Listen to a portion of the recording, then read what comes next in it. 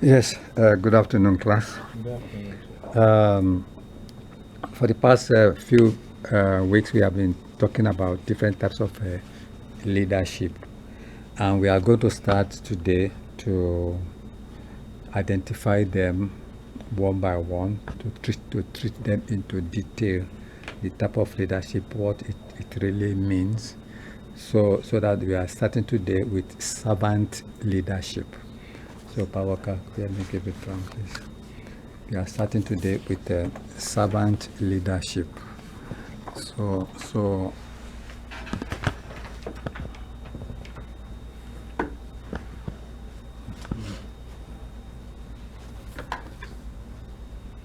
servant leadership.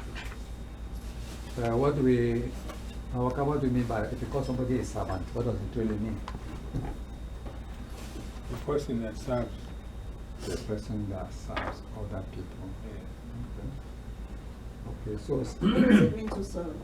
what does it mean to serve? What does it mean to serve?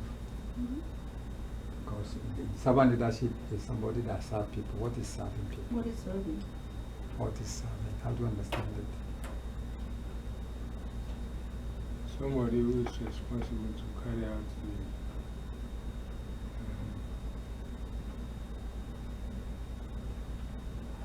it's the word I'm missing. What about, can you assist me? If there is somebody is serving you, what is that somebody doing? What is service? What is serving you? What is the opposite of a servant? Serving is somebody who leads us. Okay, a leader like a master. The opposite of servant is master. So we have master, we have servant, right? So a servant is the one that takes instruction from the master and doing whatever the master says do.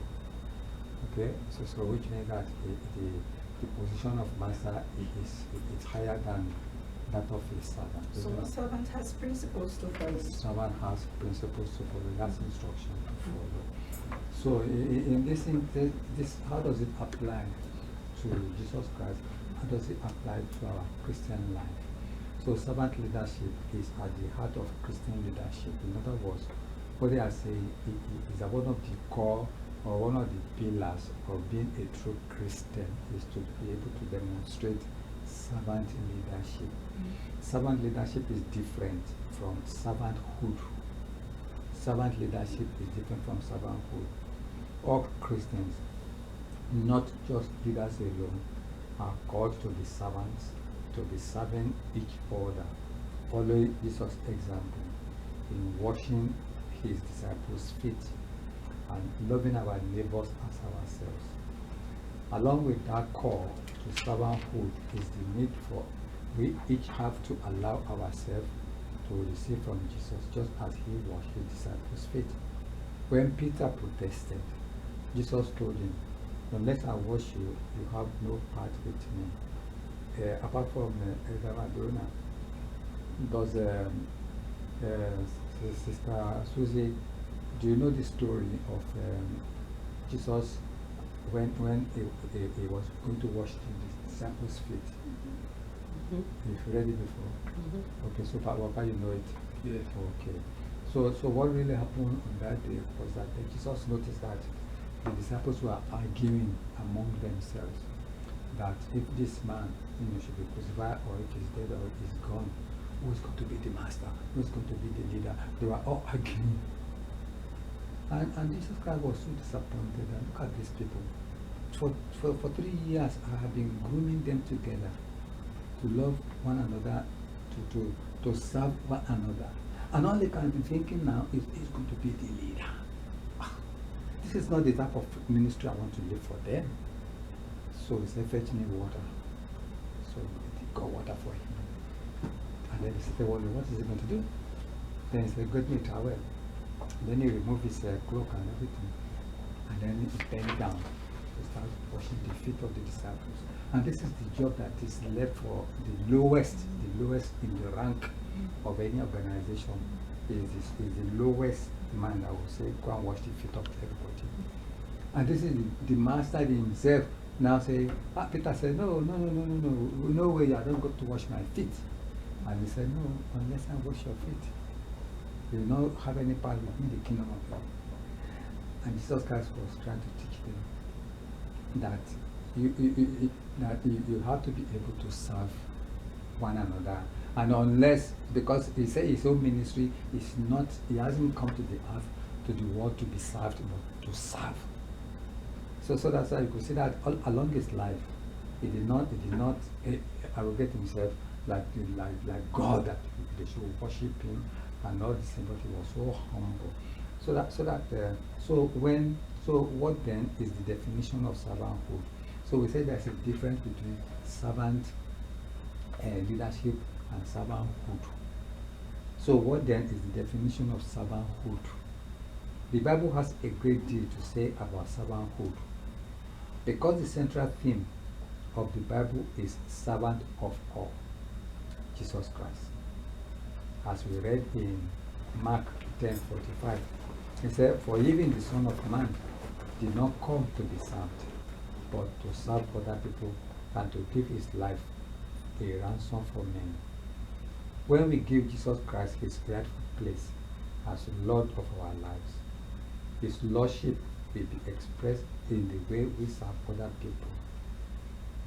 In 1 Peter 4:10 or John 15:12-13, in other words, what we are saying is that when we try to imitate Jesus Christ, when we try to copy him, is an example. He said we will also learn to serve other people. So our love for God will be expressed in our love for other people. For what we preach is not ourselves, but Jesus Christ as Lord, with ourselves as your servant for Jesus' sake, as we also read in 2 Corinthians 4:5.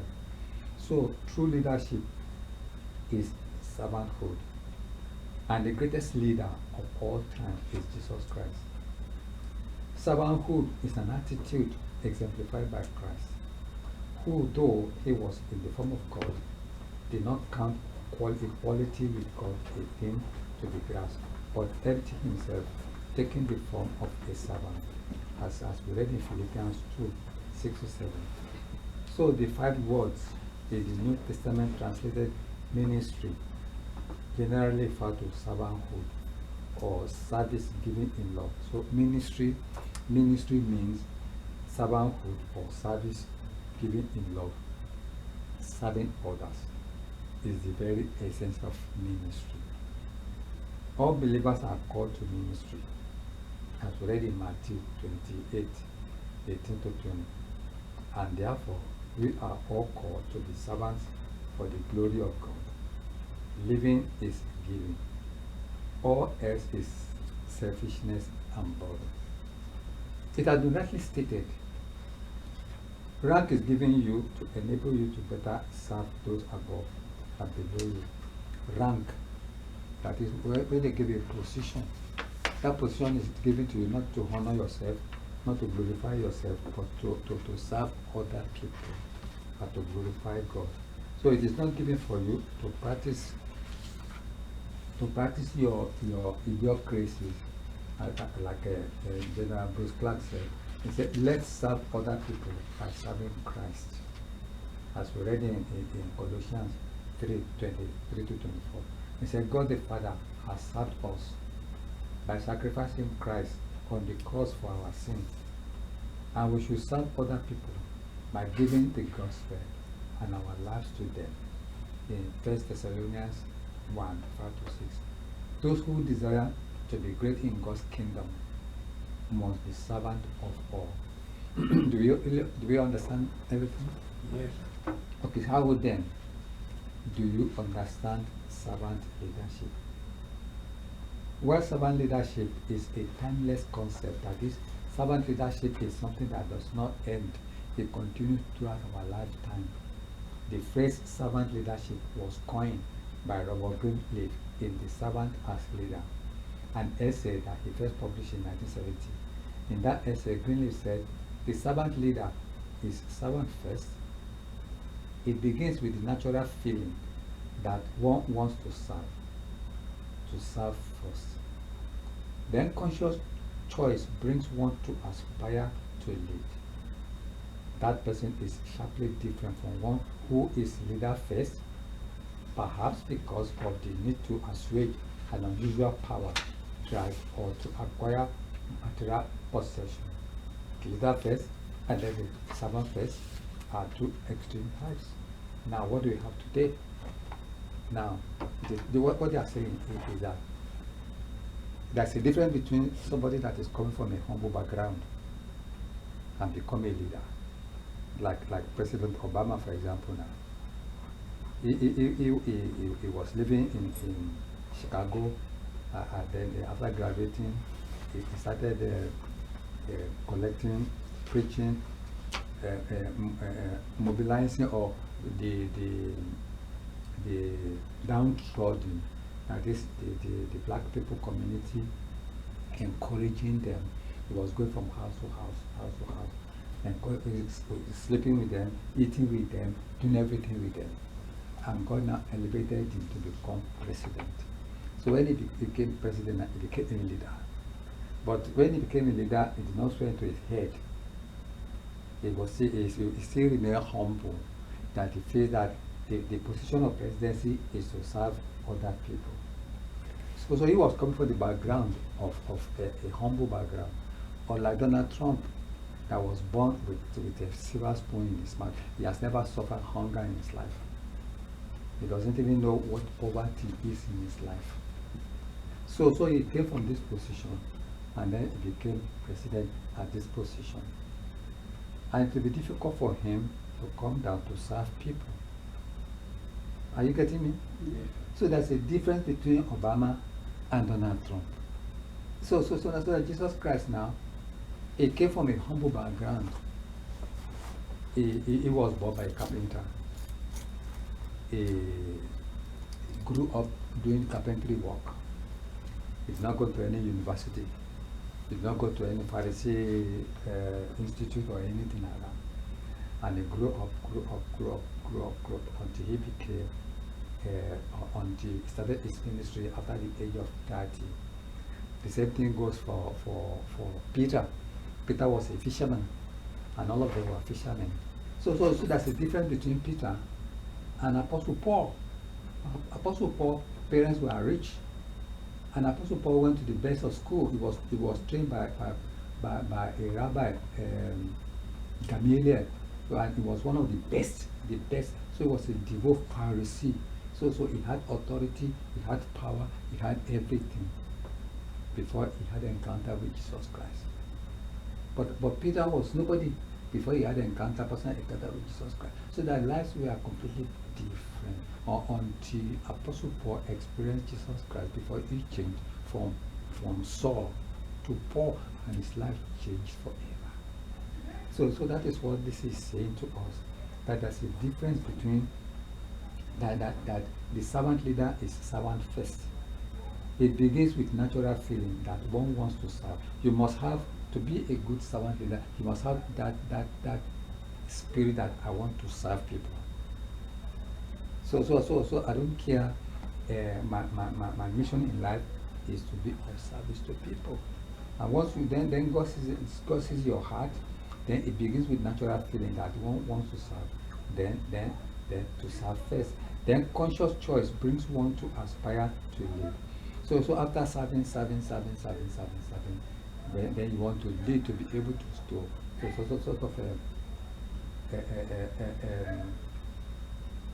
convince other people. You want to impart that knowledge to other people to be able to serve. So that person is so now then conscious choice brings one to aspire to live. Then that person is sharply different from the one who is leader first, perhaps because of need to assuage an unusual power. He tried to acquire material possession. So some people became a leader because they want to be rich. Some people became a leader because they want to have power. You see? So the leader first and then the servant first are two extreme types. So between them, there are shadings and blends that are part of the infinite variety of human nature. Now the difference manifests itself in the care taken by the servant first to make sure that other people's highest priority needs are being served. The best test and difficult to administer is, do those served grow as persons? Do those served grow as persons? Do they, while being served, become healthier, wiser, freer, more autonomous, more likely themselves to become servants? And what is the effect on the least privileged in society? Will they benefit, or at least not be further deprived? So let us see this one. Those people that are being served, do they really grow as persons? The people that Obama served, do they really grow as persons? Yes. Some of them. Some of them. Okay. So in other words, so do they, while being served, become healthier, become wiser, become free, become more autonomous, independent, more likely themselves to become servants? Depends on their attitude. From their attitude. So it's not automatic. Because while you are being served, Yeah. if you have the right attitude, you learn from the service what you're getting from the service. That's but right. if you're proud, then you just say, here I am, and Is it you are proud or ungrateful? If you're proud and ungrateful, you take it for granted that That's you are higher up and somebody is giving you service. So you take it for granted. Yes. Okay. So that's good. it's Do with you attitude. understand it? Yes, sir. Yeah. So, and what is the effect on the least privileged in society?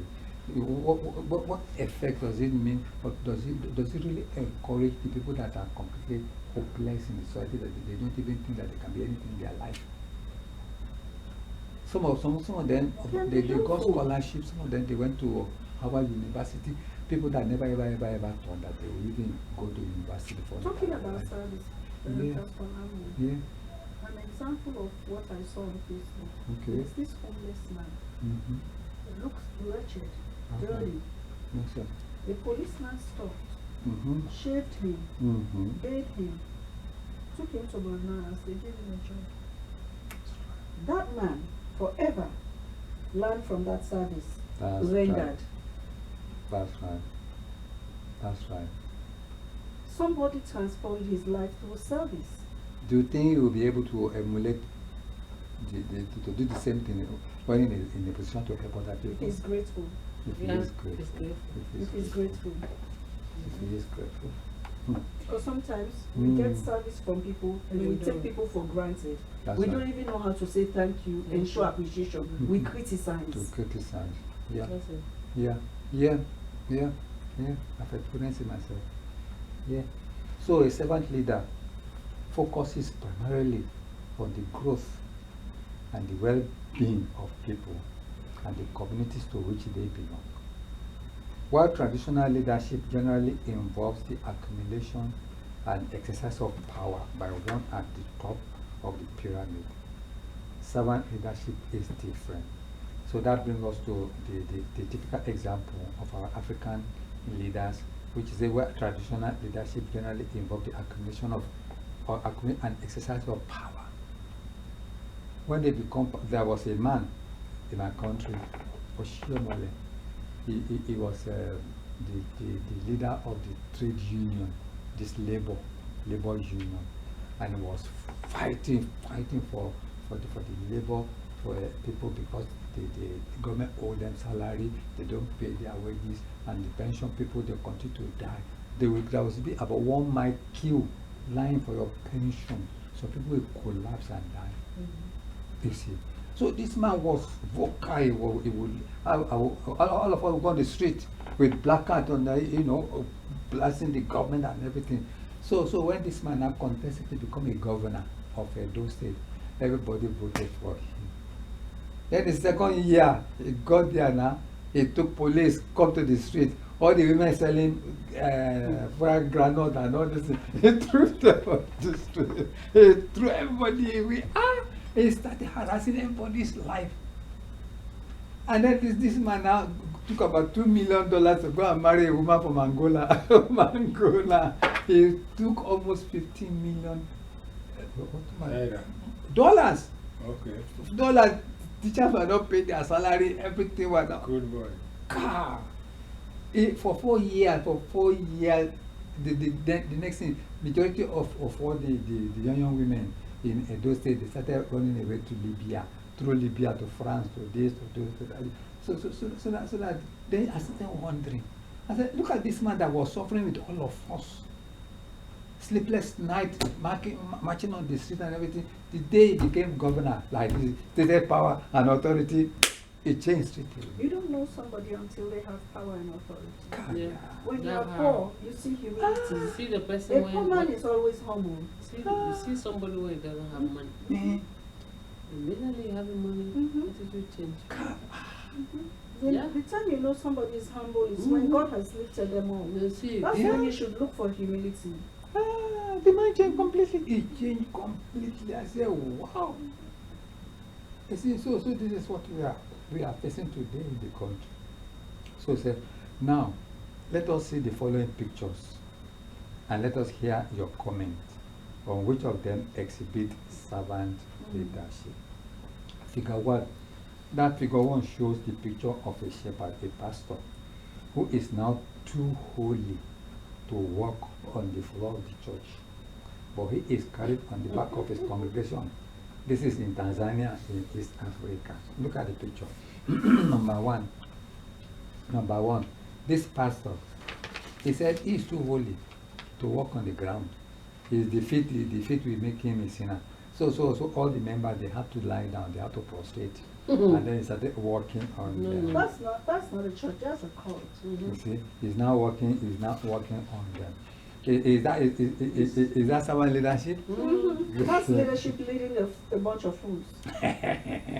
He's I a don't leader know. leading a But they are bunch of fools. possessed. You see? Yes. They are possessed. Then, you see, and then figure 2, President Obama was still the president of the United States at that time. He flew to the State House with his guests, and the president of the Republic of Germany, and it was raining, so he opened his umbrella and covered his guests across the lawn, while it's looking and admiration. So this is the president of the United States, the most powerful man on earth. Serving others. Tracy. And Somebody he took his own umbrella to cover the head of his Yes. can any African leader do that? You see? So then number 3, this was Emperor Augustus Caesar on his horse in one of his victorious battles. And the contrast to that one is Jesus Christ on 4, riding on the back of a donkey to Jerusalem, in contrast to Caesar on the horseback. So what is the difference between the two, number 3 and 4? What is the difference between 3 One and shows 4? power, even though Mhm. this, let me put it this way. That's fine. Caesar riding on the horseback shows like he had power and authority. Mhm. This is human eye I'm talking about. When That's you see right. somebody riding on a donkey, it looks lonely and humble. Mhm. But in reality, Jesus had more power and authority than Caesar. And But Caesar. in human high, what he was riding on carried more value, worth, and Mhm. power. That's right. Okay. You agree? Yes, I do. That's right. So before we go further to our exercise, let us read and get more understanding about servant leadership, as it is a very important cornerstone of effective leadership work. What underpins servant leadership is the motivation behind our action as leaders. If personal desire was the sole decision criteria, Jesus would have chosen not to go through the pain and suffering on the cross. What do you understand by that one? If the personal desire of Jesus Christ is not to serve, but to be a leader, to have authority, you think he will volunteer himself? You think he will allow himself to be captured and flogged? You think he will allow people to spit on him? But that's what one question every leader should ask themselves, right? That's What right. is my motive? What is my What is the motive? motive? Mhm. If you come to church, That's right. look, it's not because Sister Susie is sitting here. That's right. Sister Susie can sit with you for an hour That's and right. talk to you, but That's she's right. not talking about anybody but herself That's right. for 1 hour. Mhm. What is the motive Mhm. of somebody coming to church That's right. and doing things, That's right. using your own money? Mhm. Is it for icing on men or for God Mhm. to give you a reward? So you see, and the joy comes from within when you are doing it unto the Lord, because you That's do right. it with joy. That's right.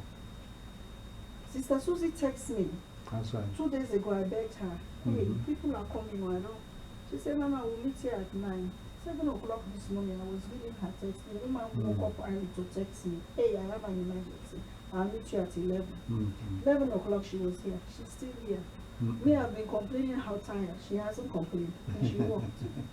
So what is our motive? That's why when others get blessed, we cannot be envious, because there's a motive That's right. behind everything we do, and That's the right. motive must be right. That's right. Beautiful. Yes, I quite agree with you, because I'm also a living testimony. I enjoy serving. I enjoy touching people's life. I enjoy seeing people progress, because I believe that if I'm in any organization, if that organization prosper, I too I will prosper. So nobody needs to tell me what to do. I know all I need is just give me my terms of reference, tell me definition of my job, and I don't look back. just carry on. You not believe it that I've been on these things for 4 days now. For 4 days, I printed this on 5 minutes before I entered the car. I entered the car. I printed it 5 minutes before I entered the car, because this is something that I enjoy doing. So it doesn't really matter to me whether people come, people don't come. And the typical example also is this a Bible study. It grieves my heart that you will spend so many hours to prepare, and then you come here, you don't find anybody. You find only 2 people, you find only one. I will spend so many hours to prepare, I come here, I don't see anybody. Then I say, okay, I'm not going to stop there. If they don't come, then the only media we have is the WhatsApp. Send it to their WhatsApp. Send it to their WhatsApp, and then see how many people will read But you it. know, Pastor Obi, the pastor who was here this morning, can address that issue you're talking about. That's right. You see, Pastor Lamu, God has called you to do certain things, That's right. and you are doing what God has called you